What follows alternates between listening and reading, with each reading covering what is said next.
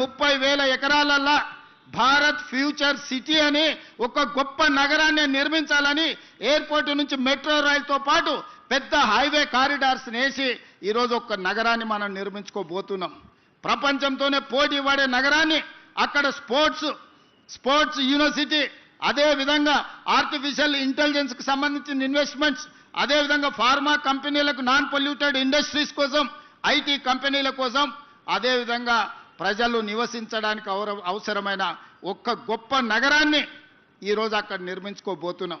30,000 ఎకరాలల్లా దాదాపుగా 20,000 ఎకరాలు open area, ఒక 15,000 ఎకరాలు అయితే మొత్తం ఫారెస్ట్ కిందనే డెవలప్ చేస్తున్నాం.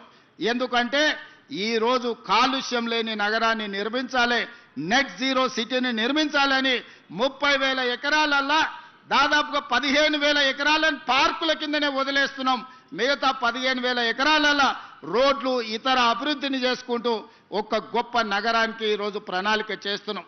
ప్రపంచమంతా ఈరోజు భారత్ ఫ్యూచర్ సిటీ వైపు చూస్తుంది.